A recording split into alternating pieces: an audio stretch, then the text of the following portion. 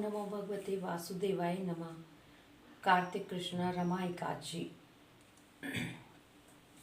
युधिष्ठिर कहने लगे, हे भगवान, कार्तिक कृष्ण एकादशी का क्या नाम है और इसकी क्या विधि है? इसके करने से क्या फल प्राप्त होता है, सो आप कृपा करके विस्तार पूर्वक मुझसे कहिए।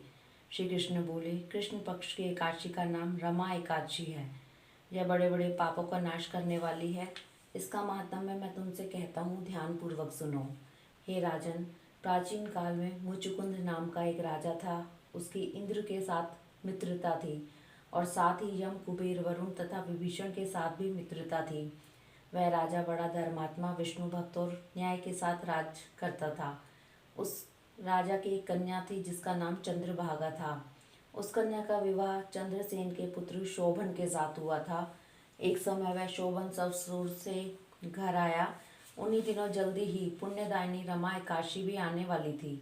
जब व्रत का दिन समीप आ गया तो चंद्रभागा को अत्यंत सोच उत्पन्न हुआ कि मेरा पति बहुत दुर्बल है और मेरे पिता की आज्ञा है कि दशमी को राजा ने ढोल बजवाकर सारे राज्य में घोषणा करवा दी कि एकादशी को भोजन नहीं करना चाहिए।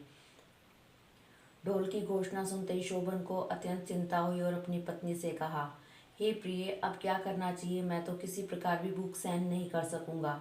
ऐसा उपाय बताओ जिससे मेरे प्राण बच सके, अन्यथा मेरे प्राण अवश्य चले जाएंगे। चंद्रभागा कहने लगी, स्वामी, मेरे पिता के राज्य में एकादशी के दिन कोई भी भोजन नहीं करता। हाथी, घोड़ा, ऊंट, बिल्ली, गो आदि भी तृण, अन्न, जल आदि ग्रहण नहीं कर सकते। फिर मनुष्य का तो कहना ही क्या है।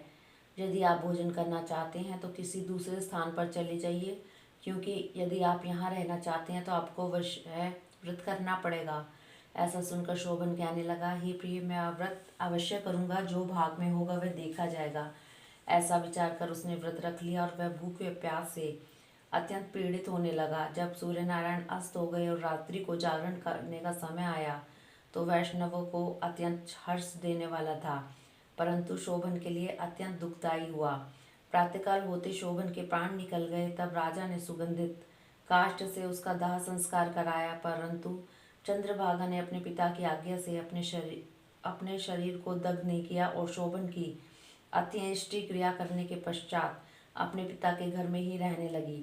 रमाई काष्ठी के प्रभाव से शोभन को मंदराचल पर्वत पर धन धान्य से युक्त तथा शत्रुओं से रहित एक सुंदर देवपुर प्राप्त हुआ। वह अत्यंत सुंदर रत्न और वैदुर्यमणि जड़ित स्वर्ण के खंभों पर निर्मित अनेक प्रकार के सप्तक मणि से सुशोभित भवन में बहुमूल्य वस्त्र आभूषणों तथा छत्र एवं चवर से विभूषित गंधर्व और अप्सराओं से सुशोभित सिंहासन पर आरूढ़ ऐसा लगता था मानो दूसरा इंद्र विराजमान हो।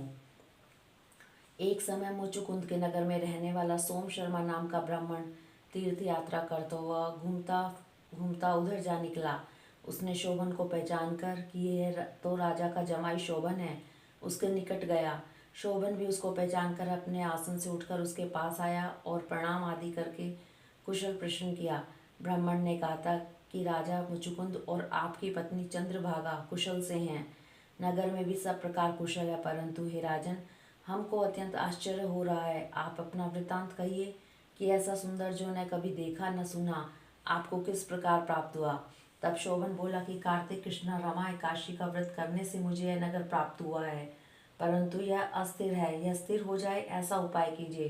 ब्राह्मण कहने लगा, हे राजन, यह स्थिर क्यों नहीं है और कैसे स्थिर हो सकता है, यह आप बताइए, फिर मैं अवश्य वह उपाय करूँगा।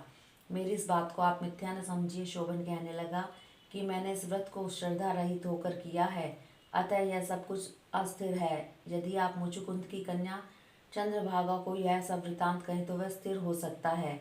ऐसा सुनकर उस श्रेष्ठ ब्राह्मण ने अपना नगर में लौटकर चंद्रभागा से सब वृतांत कहा। ब्राह्मण के वचन सुनकर चंद्रभागा बड़ी प्रसन्नता के साथ ब्राह्मण से कहने लगी, हे ब्राह्मण, यह सब बातें आपने प्रत्यक्ष में देखी हैं या स्वप्न की बातें कर रहे हैं? ब्राह्मण कहने लगा, हे पुत्री, मैंने महावन में तुम्हारे पति को प्रत्यक्ष देखा है, साथ ही किसी से विजय न हो ऐसा देवताओं के नगर के समान उसका नगर भी देखा है। उन्होंने यह भी कहा है कि यह स्थिर नहीं है, जिस प्रकार वह स्थिर रह सके सो उपाय करना चाहिए। चंद्रभागा कहने लगी, हे विप्र, तुम मुझको वहाँ पर ले चलो। मुझे पतिदेव के दर्शन की तीव्र लालसा है। मैं अपने किए हुए पुण्य से उस नगर को स्थिर बना दूंगी। आप ऐसा कार्य कीजिए जिससे हमारा संयोग हो, क्योंकि वियोगी को मिला देना महान पुण्य है। सोम शर्मा यह बात सुनकर चंद्रभागा को साथ लेकर मद्राचल पर्वत के समीप वामदेव ऋषि के आश्रम में गया। वामदेव ऋषि ने उसकी बात सुनकर वेद मंत्रों के उच्चारण से चंद्रभागा का अभिषेक किया। तब ऋषि के मंत्र के प्रभाव और एकादशी के व्रत से चंद्रभागा का शरीर दिव्य हो गया और वह दिव्य गति को प्राप्त हुई। इसके बाद वह बड़ी प्रसन्नता के साथ अपने पति के समीप आई। अपनी प्रिय पत्नी को आते देखकर शोभन अत्यंत प्रसन्न हुआ और उसको बुलाकर अपनी बाई तरफ बिठाया। चंद्रभागा कहने लगी, हे प्राणनाथ, आप मेरे पुण्य को ग्रहण कीजिए। अपने पिता के घर में जब मैं 8 वर्ष की थी तब से विधि पूर्वक एकादशी के व्रत को श्रद्धापूर्वक करती आ रही हूँ। इस पुण्य के प्रताप से आपका यह नगर स्थिर हो जाएगा तथा समस्त कार्य पूर्ण होकर प्रलय के अंत तक रहेगा। इस प्रकार चंद्रभागा दिव्य रूप धारण कर तथा दिव्य आभूषणों और वस्त्रों से सुसज्जित होकर अपने पति के साथ रहने लगी। हे राजन, यह मैंने रमा एकादशी का महात्म्य कहा है। जो मनुष्य इस व्रत को करते हैं उनका ब्रह्म हत्या आदि समस्त पाप नष्ट हो जाते हैं। कृष्ण पक्ष और शुक्ल पक्ष दोनों की एकादशी समान है, इनमें कोई भेदभाव नहीं है। जो दोनों को पढ़ते अथवा सुनते हैं वे समस्त पापों से छूटकर विष्णु लोक को प्राप्त होते हैं। इस प्रकार एकादशी महात्म्य का 23वां अध्याय समाप्त हुआ। फलहार, इसमें केला का सागार लें। केला व उससे बने हुए पदार्थ, फल और मेवा का सेवन करना चाहिए। हरिओम तत्सत।